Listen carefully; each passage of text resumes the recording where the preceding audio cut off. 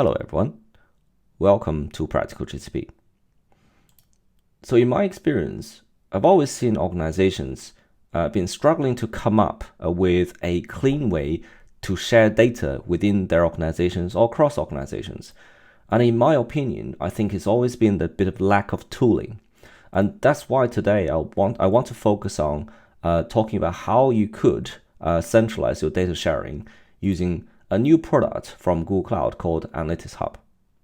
So I'll start by describing some of the data sharing challenges I've seen, and I'll introduce what is Analytics Hub and what you can use it for. I'll start the demo a bit early today because I think some of the key concept of data sharing is very important that I show you a demo and then you can see what it looks like and how easy it is to create it. But some of the key concept is it's easier for you to understand if you actually see it. And then I'll get into a design that I had in my head on how you could centralize data sharing using Analytics Hub, followed by some announcement Google made back in March, I believe, and it's something called the Data Clean Room, which will enhance Analytics Hub to allow you to securely share data across organizations and processing data organizations. Quite exciting stuff. I'll do a bit of a description on that and then walk into a bit of that. And then, and in my opinion, I really think, right, there's a trend to get rid of this whole ETL thing in data sharing. You know, right now you send data to other organizations, so you get data from other organizations. I really think that is going to disappear in the coming years, and I'll tell you why. And finally, I'll summarize. Data sharing challenges. I think there's two options, and I've seen different organizations in the Google Cloud world to share data on between teams or in the organization using BigQuery.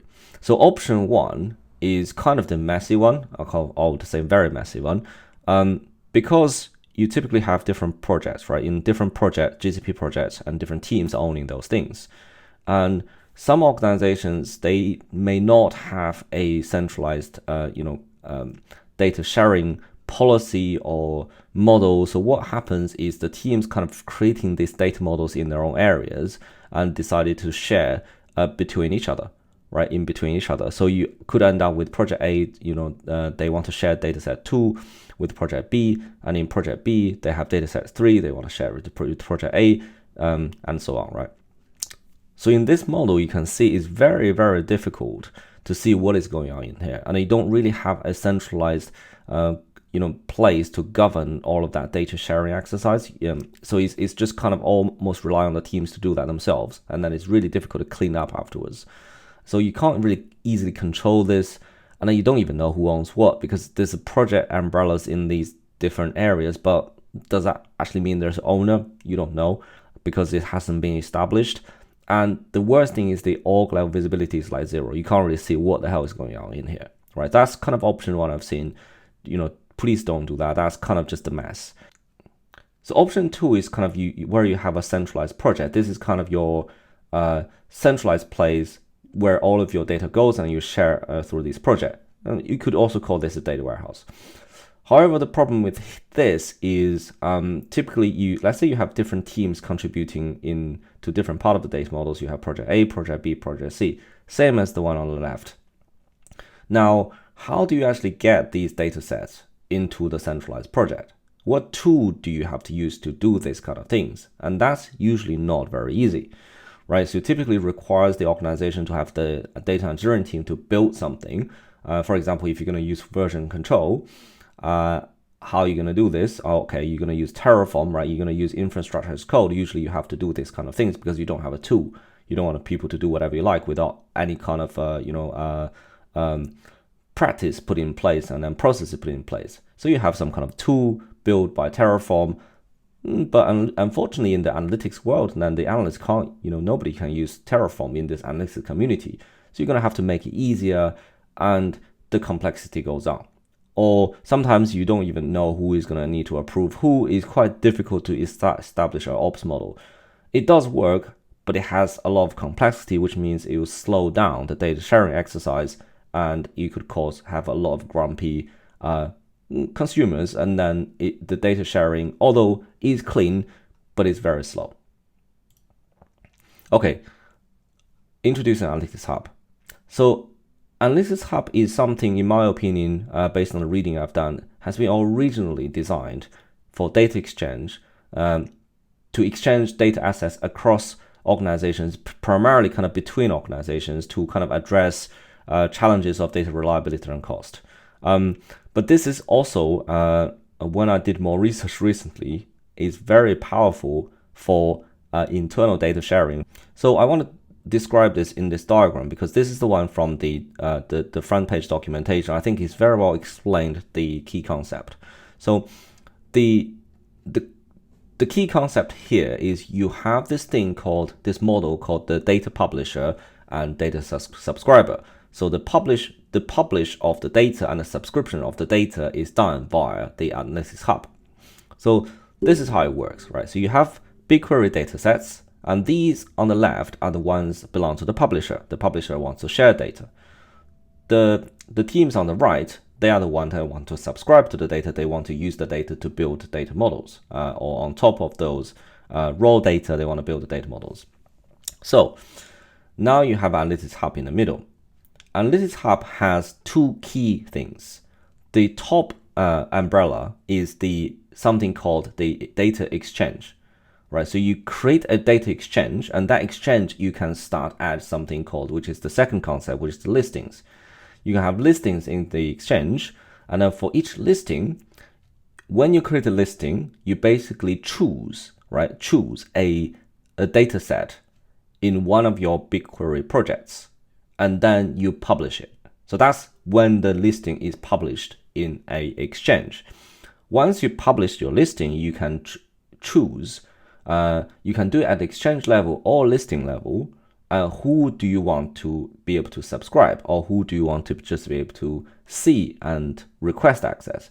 If you say, okay, the group A or group B can actually subscribe to the whole exchange or only one listing, then they would be able to create something called, this is the most important part, the linked dataset, right? So the linked dataset is a dataset physically created in the subscriber's BigQuery, in the subscriber's GCP project, right? On the BigQuery side.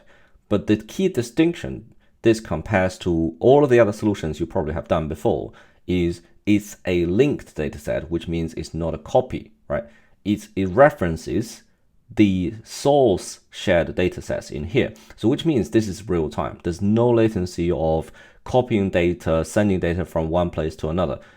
Or there's no views either, right? So then you don't kind of get hit by a lot of these restrictions that view or authorized views will have, such as the metadata. How do you, if you put metadata on the table, how do you replicate these in the views? So those are always the typical complaints from the analytics community. So now you just have the data set looks like the original data sets, but they're not copies.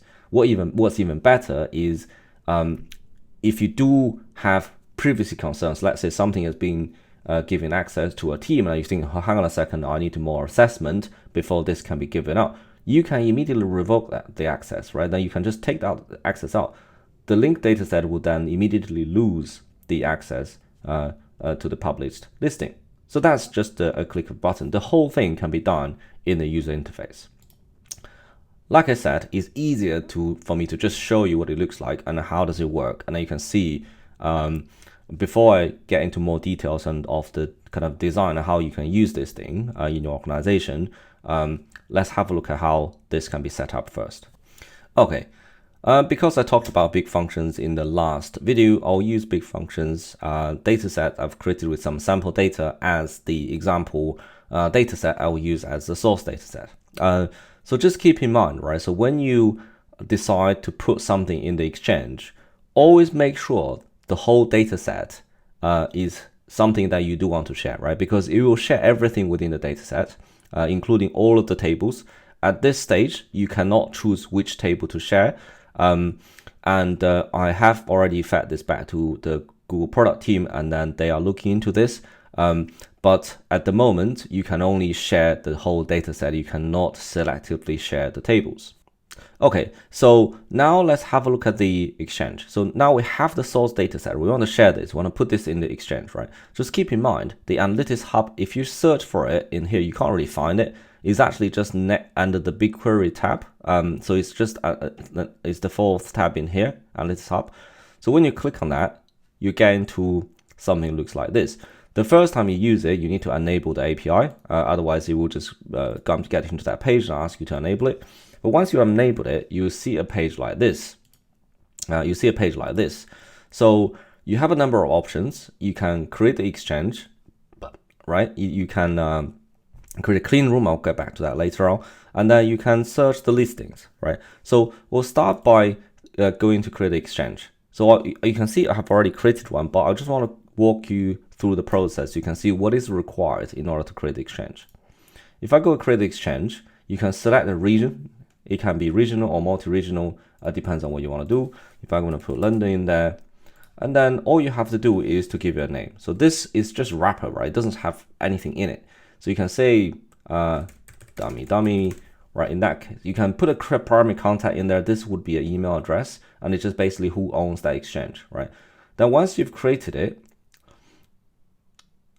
you can set permissions at 4 different levels. This is very important, right? So you can set the administrators. So this can be individuals or groups, right? I would recommend always use group because otherwise you have a single point of failures in your organization. That's not great.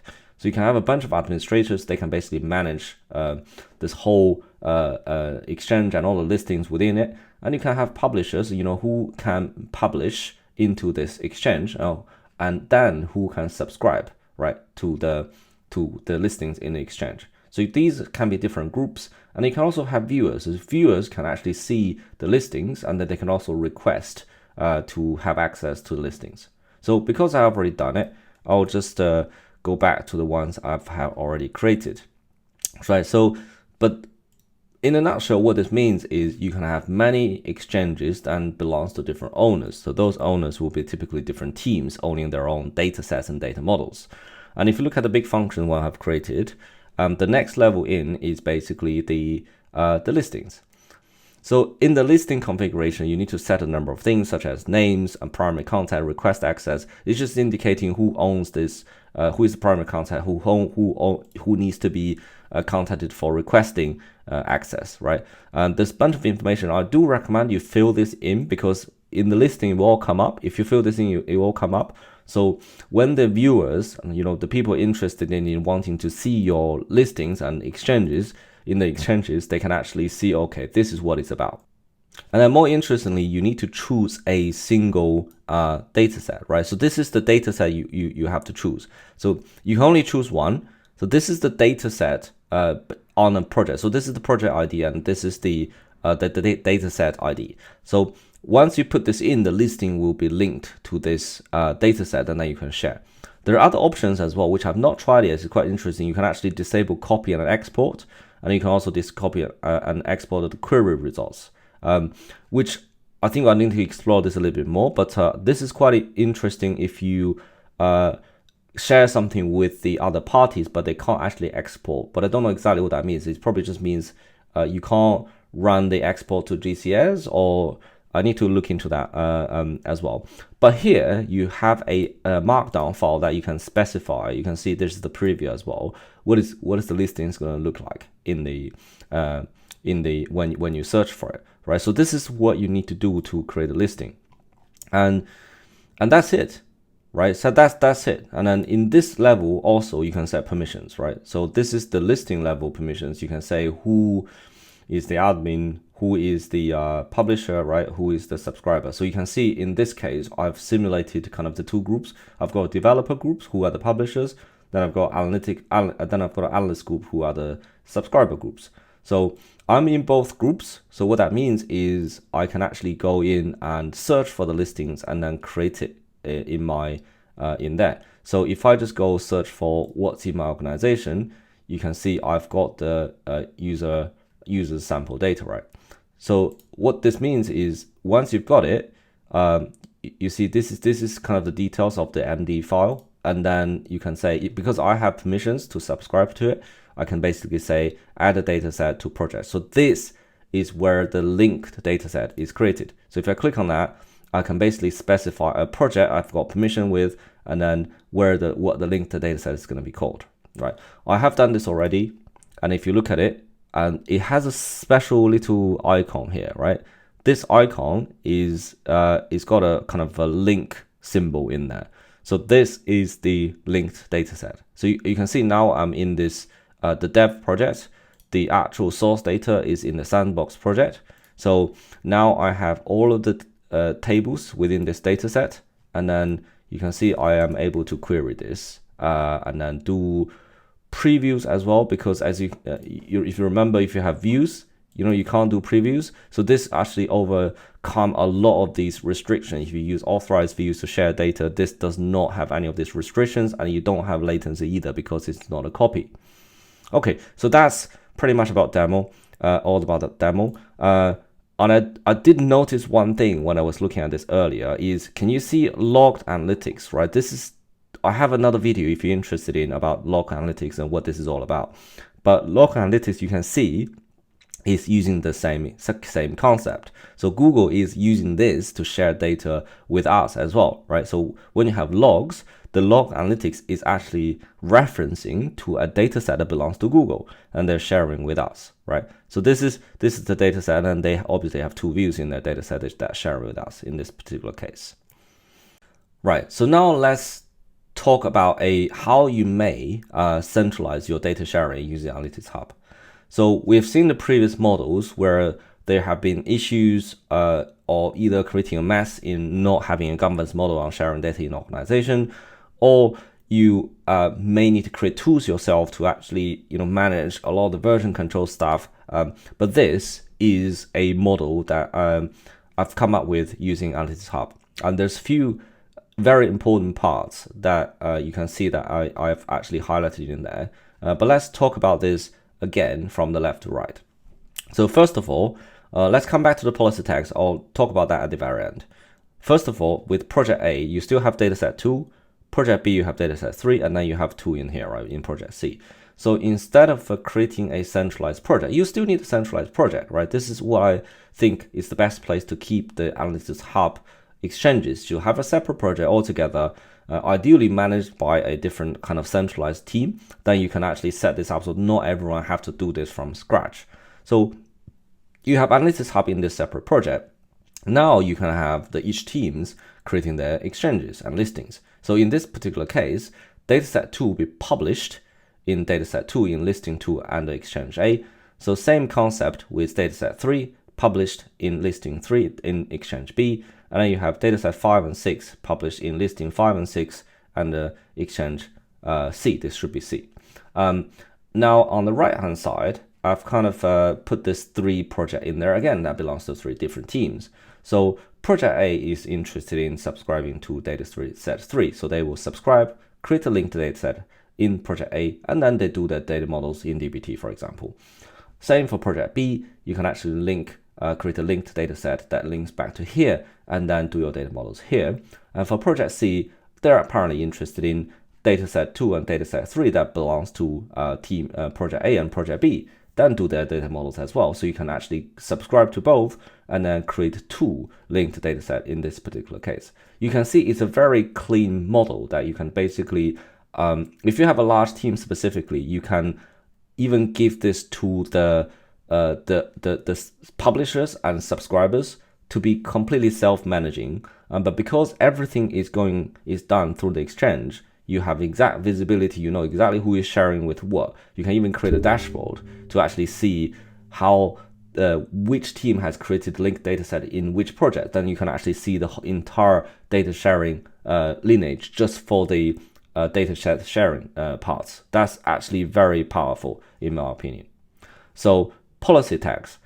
Not only this gives you a centralized place to share all of the data you have, right? But also it gives you a centralized governance model on where you can tag your sensitive data. So for example, in this particular case, as a team, if you use dbt to model your data, everyone knows that you create a bunch of staging tables, right?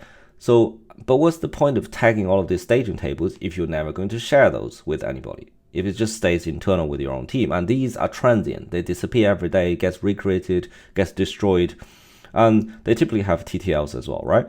So why do you want to tag them? Because there's no point. But if you have this very clean data sets that is especially designed for sharing and goes into Analytics Hub. And these becomes all of these data set, right, that you're publishing into the Analytics Hub become the ones you need to tag. So let's say you have organization level taxonomy, that you have those policy tags. Only the data sets you need to tag, the tables you need to tag within those data sets are dataset 2, dataset 3, data 5, dataset 6, right? Then you have this centralized place to manage your tag data. And because the policy tags also have this, the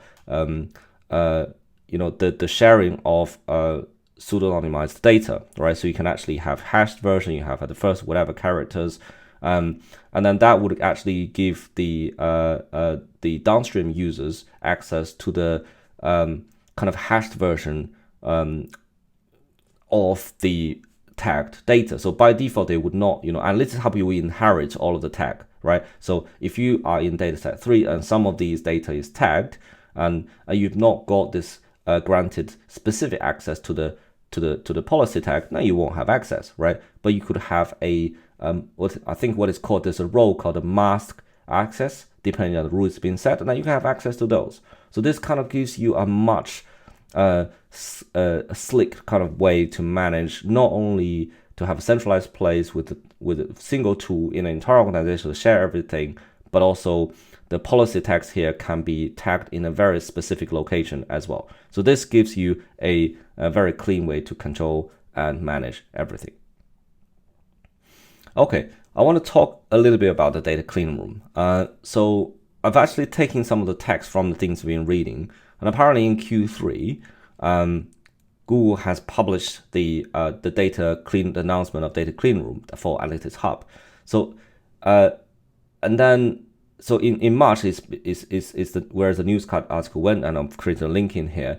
But then also in the newscast article, it says in Q3, this is something we'll be getting. So I can see in my account, there's already a preview. I've not looked at it yet, but it's one of the things that is very powerful in the sense of having a way to create and manage secure environments, with privacy-centric data sharing and analytics. So you've got your data, let's say from different contributors, right, different organizations, then you have this clean room, right, that you have restricted access to data from kind of different places. You can see what is saying in here. For example, you can restrict the type of queries you can run, right? So these queries, let's say if you have, if the contributor A have specified, right, if you are the subscriber of that data, you can only run certain type of queries. So which means you probably, for example, you probably can't pull all of the data in, you can only run aggregations and pull number of results instead of pulling the whole table.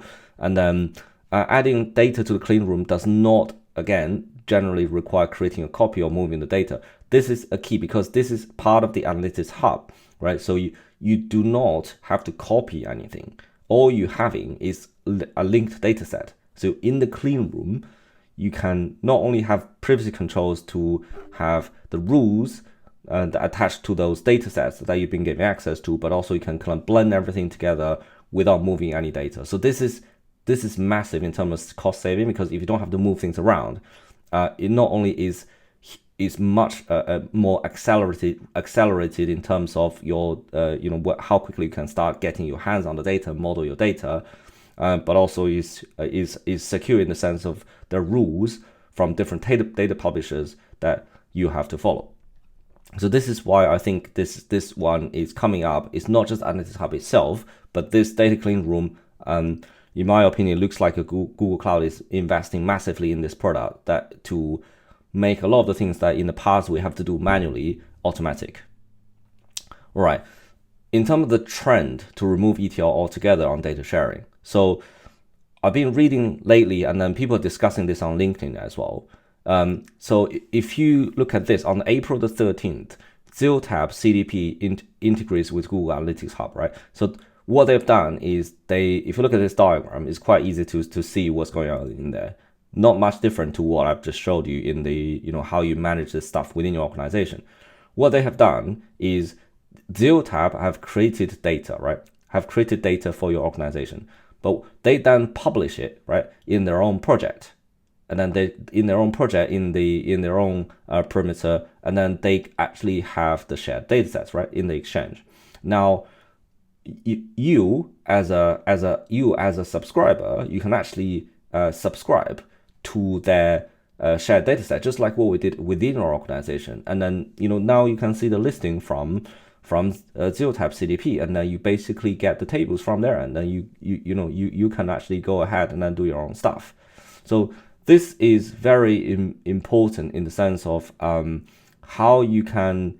I think in the future, if you think about what we do right now, is majority of the organizations, when we exchange data between us or with third-party vendors, we're still sending data to third-party via ETL jobs, right? So that's extremely time-consuming. You need to manage these. You need to encrypt them if some of these only have FTP servers. So this will, in my opinion, a lot of the time reduce the whole project, go live to start doing stuff by like 3 months easily, right?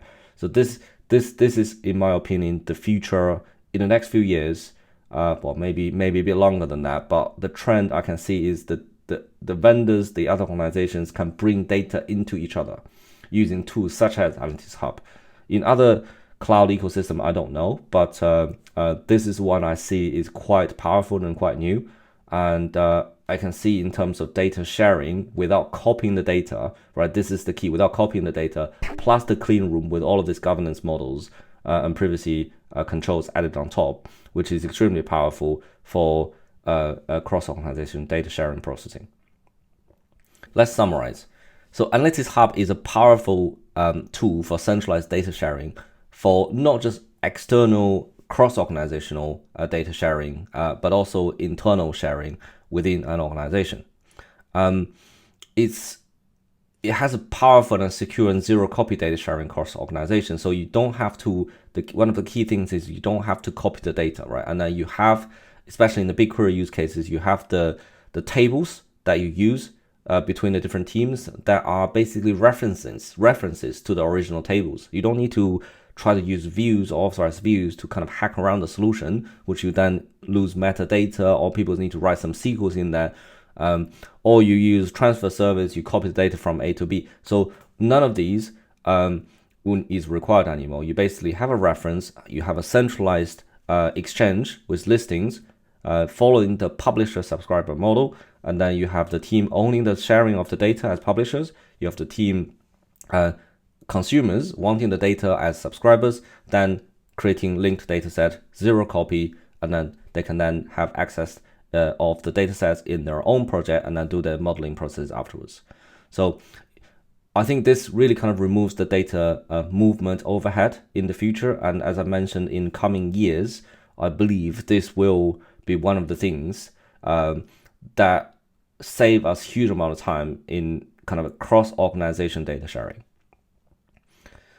So unfortunately, there's few issues. So from what I can see, there's no easy way to share selected tables within the data set. So if you think about it, if you create an exchange, right, and then you want to share, then you want to have a listing of one data set you want to share with one team. Let's put it that way. So you have one data set you want to share in your source project, right? And then what happens is you have another team that can't have access to all of these tables in this data set. They want only 2 tables. Now you need to create a new data set in your own project and then creating a new listing. Then problem keeps going, problem goes on, right? So like I said, I already fed this back to Google, the product team. So they are looking into this. So I'm hoping kind of they will introduce a feature such as you can select the tables within a data set when you share. Then when you actually create the listing, you can just say, I want these 2 tables instead of the whole data set. Then it will reduce the overhead by quite a lot.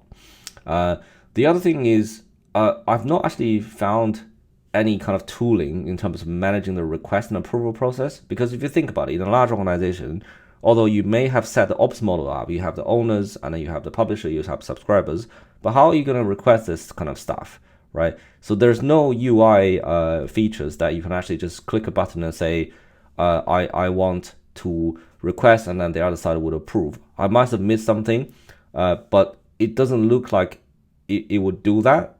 It probably there's an email or something, But I think at the end of the day, it will just end up people, pinging some, hey, can I have access? Oh, you are the owner of this exchange. Can I be the subscriber, right? But the approval process is typically a bit more complicated than that because, after you request, you might need your, privacy team to actually review whether there's any additional checks they need to do before you get access. So you kind of need a sophisticated process to create it for this kind of stuff. Maybe there's other tools. It's probably not the best to do it in this tool because it has API integration. So I guess maybe you can use other tools to solve this problem. But so far, I've not actually seen kind of easy ways to do this for a large team within that. But the core stuff is in here is very powerful. So I think if you haven't seen if you haven't actually seen Analytics Hub or don't know what it is, I strongly recommend you look into it. If you're not in the Google Cloud system ecosystem, let's say you are on AWS, but if your client is in GCP, like for example, what ZeroTap has done, I think they are in the Google Cloud ecosystem. But even you're not, there's nothing stop you from putting the data into Analytics Hub. That your client, right, would just get the data. You don't have to ask them to do any ETLs to get the data. I think it's much better for the business in terms of getting your client access just like that, right? Okay, I think that's the end of the video today, and thanks for listening. I'll see you next time. Go out!